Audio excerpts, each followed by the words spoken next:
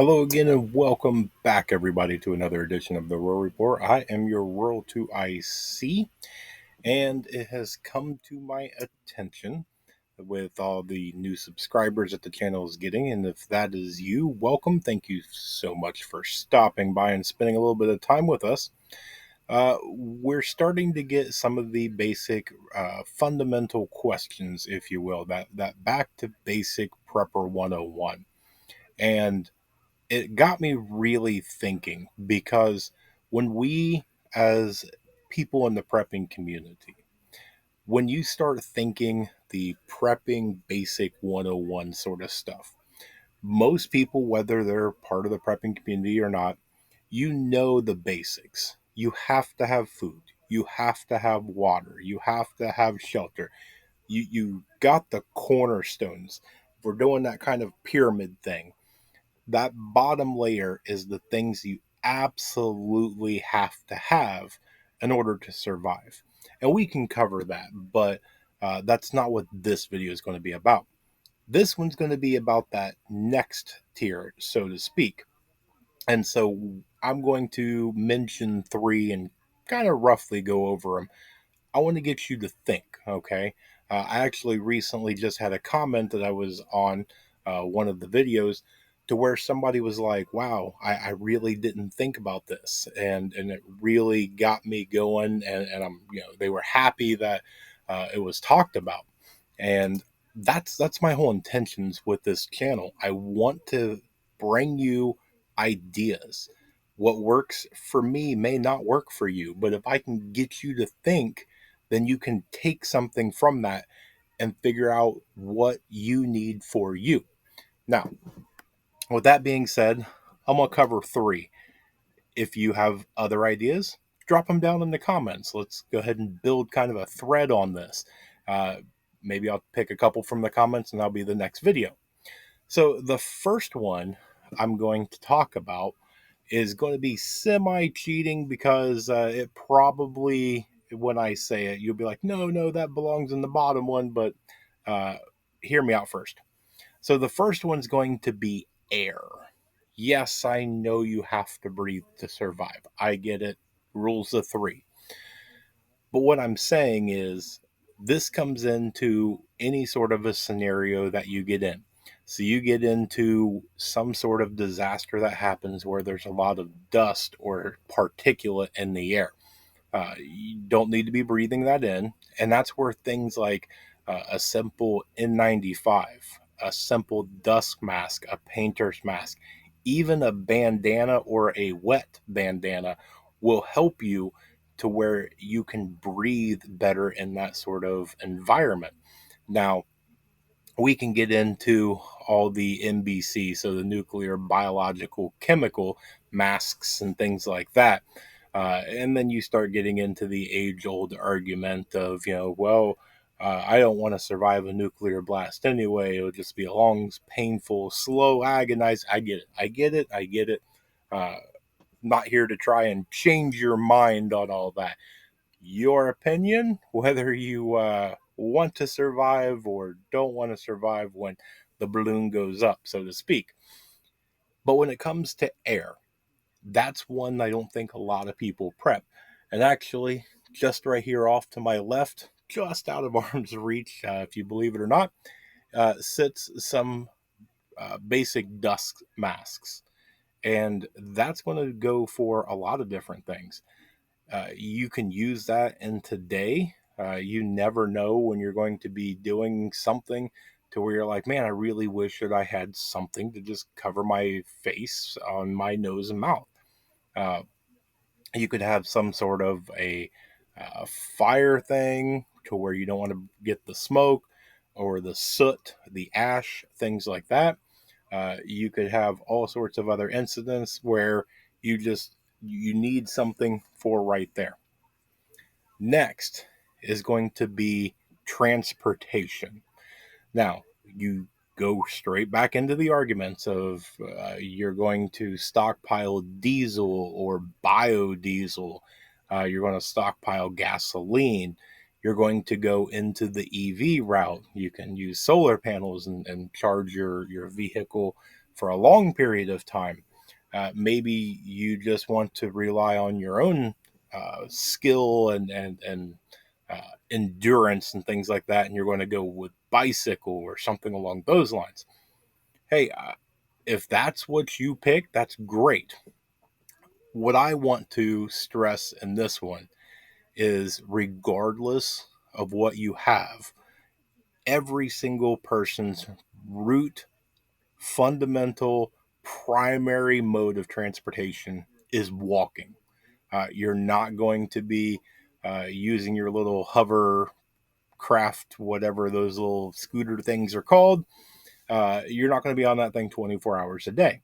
And so you will be using your 2 feet. You need to have proper footwear. Even if you don't like wearing it, even if you are more into the one to where you like dress shoes or you like a certain type of shoe, whether it be some sort of flip flop or some sort of croc or something along those lines. I get it. It's personal preference. Make sure that you have at least one, if not two, if not three durable pairs of shoes and at least a good one, if not two pairs of boots. And it's one of the ones, if you can go somewhere and you happen to see a pretty decent boot or tennis shoe that's on clearance, marked way down, it's 90% off. You can pick it up for less than $20. It doesn't matter if it's the ugliest design and the worst color in the history of shoes, buy it. If you have the means and the funds, grab it, put it up, throw it in your go bag, bury it in your closet, do whatever, just so that way you have it.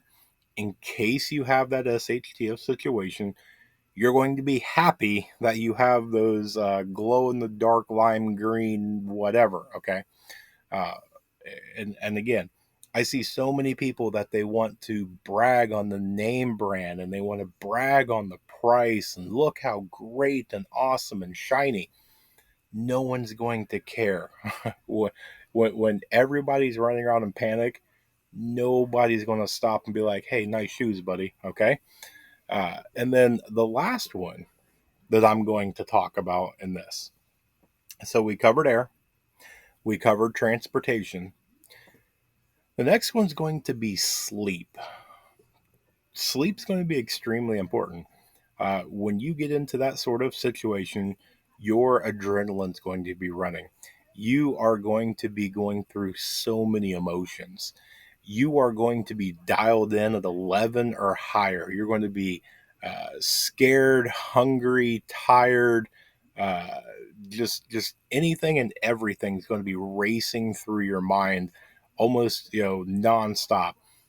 If you don't have that sense of security, every time that the wind blows or there's just that noise from outside at 2 a.m., you're going to be snapped and wide awake. Sleep is going to be extremely important. You have to have sleep in order to not only survive, but to function and make good decisions.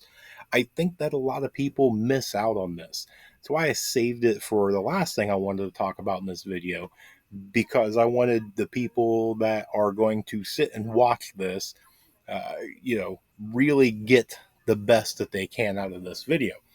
And so I want to make sure that that is on your list. Consider it. How are you going to sleep? Okay. Now, yeah, if you're going to bug in and things like that, you already have a decent bed that you sleep on every night. I get it. But what's one of the prepping rules that we go over? Two is one is none. Do you have a single bed in your home? What are you going to do as your alternative? We go over this all the time. There's a video that I have out. It's an older video. I probably need to revisit it, but it's called PACE, PACE, and that is a way that you actually have four means. What's your primary? What's your alternative? What's your contingency? What's your emergency? So even if you are going into sleep and we want to apply pace to it, well, primary would be the bed that you sleep on. What's your alternative? The couch? Okay, I'll let you go with that one. What's your contingency if you can't do either of those? You want to blow up the air mattress, roll out the sleeping bag, you know, and you can go down through the list. Now, here's your thing: it might be easy to come up with pace for bugging in. What about bugging out? What is your for that? So, what is your primary? Well, I'm going to take the sleep mat out and roll it up with the sleeping bag, and there you go. Great. What happens if something happens to that? What's your alternative? What's your contingency? We haven't even made it to the emergency, the last one. I would say that most people don't take sleep seriously enough. I don't think that people, uh, really give it its due credit and really consider it. There's a lot of people that focus on the shiny and the cool and you know the flashy and things like that. They want to buy really cool firearms and knives, and they want the latest and greatest backpack and t-shirt design and hat, and they want all these gadgets and gear. They want to buy this name brand of medical supplies and this 35-year shelf life bucket of MREs. And okay, here's the thing: how long are you going to go with all that really great, fun, expensive, shiny stuff without sleep? Most people, I don't even think, consider that. Let's say, just for the sake, and I'll end this whole thing with this. Just run this scenario with me. You don't really get along with the neighbor across the street. You're not enemies, but you're not on really good talking terms. You may hand signal or a little nod or something, but that's about as far as your relationship goes. Well, SHTF happens. You're a prepper, you've got all your stuff and things like that, but your neighbor is eyeballing you. They haven't done anything for you, to really be fully concerned, like they're the most intimate threat that's going to be coming, but it's there. And as the days go by, it creeps more and more into your head. Morally, you can't just go across the street and justify your actions by doing something extreme. So you have to wait for them to make a move before you do something. Well, as long as they have enough food to keep them going, enough water to keep them going, and if they're getting sleep, who do you think has the advantage? And I know I'll get some crazy stuff in the comments. Remember, we're pretending, we're make believe in this scenario, trying to get you to think, okay? And so, for this, sleep is going to be extremely important. So, I spent so much time talking about this than the other two. So, again, if I missed something, and I obviously did, I only included 3 things. Let me know down in the comment section. What else could we add to this? What's some of the things that is very important that a lot of people don't think of? If you got anything out of this, hit a thumbs up. Let me know. I'm trying to do some stuff to where I get you guys involved. I want to get your noodle rolling.